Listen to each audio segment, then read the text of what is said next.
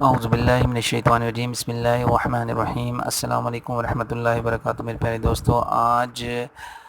ماشاءاللہ سے 9واں روزہ جو ہے الحمدللہ مکمل ہو چکا ہے، اور اس وقت جو ہے وہ رات کے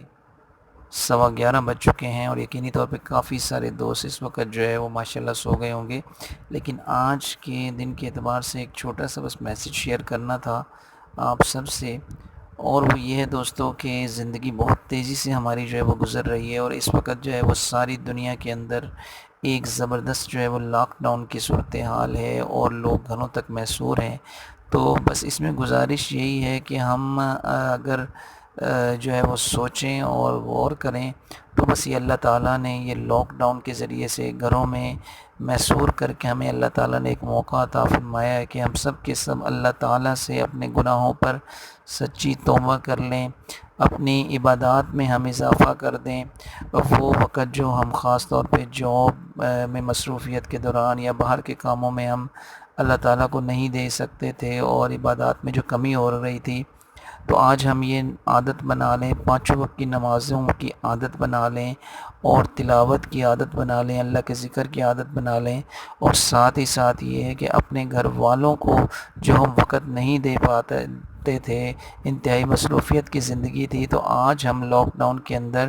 اپنے گھر والوں کو، اپنے ماں باپ کو وقت دے سکتے ہیں، ان کی خدمت کر سکتے ہیں، اپنے بچوں کو جو ہے وہ ہم وقت دے سکتے ہیں، ان کے ساتھ کھیل سکتے ہیں، ان کو کھیل لگا سکتے ہیں، اور اس کے علاوہ اپنے یعنی کہ اپنے اہلیہ کو، اپنی لائف پارٹنر کو جو ہے ہم وہ وقت دے سکتے ہیں۔ تو یقینی طور پر ساری باتیں، اس کے علاوہ جو اسٹوڈنٹ حضرات ہیں، جو طالب علم ہیں، وہ گھر پہ رہ کے وہ محنت کر سکتے ہیں، پڑھائی میں جو ہے وہ محنت کر سکتے ہیں۔ تو اس طریقے سے ہر بندہ جو ہے اپنے وقت کو قیمتی بنا سکتا ہے۔ تو آج کے دن اپنے وقت کو قیمتی بنائیں، اور اللہ تعالیٰ سے یہ رمضان المبارک کا بابرکت مہینہ ہے، اس میں ہم اللہ تعالیٰ سے خوب دعائیں کریں، اللہ تعالیٰ کی طرف ہم رجوع کریں، سچی توبہ کریں، اپنی طرف سے، پوری امت کی طرف سے اللہ تعالیٰ سے ہم معافی مانگیں، اور یعنی کہ اس میں ہم بس اللہ سے معافی مانگیں اور توبہ کر لیں، اور یہ نیت کر لیں کہ یا اللہ اس عذاب کو، اس بیماری کو جلد از جلد دور فرما دے،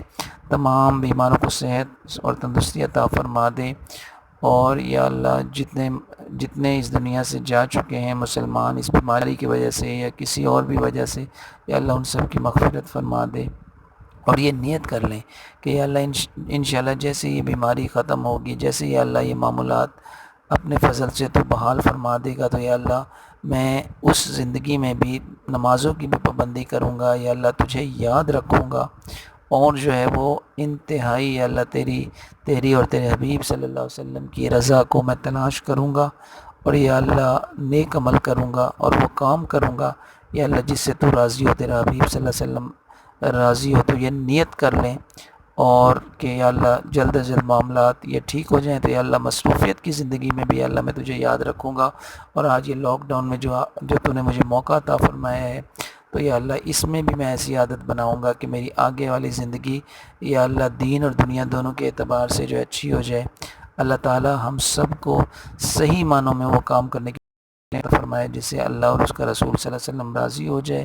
اور اللہ تعالیٰ ان باتوں کو دوسروں تک پہنچانے کی توفیق عطا فرمائے، اور اللہ تعالیٰ ہم سب کا ایمان اور کلمے پر خاتمہ نصیب فرمائے۔ فی امان اللہ۔ السلام علیکم ورحمۃ اللہ وبرکاتہ۔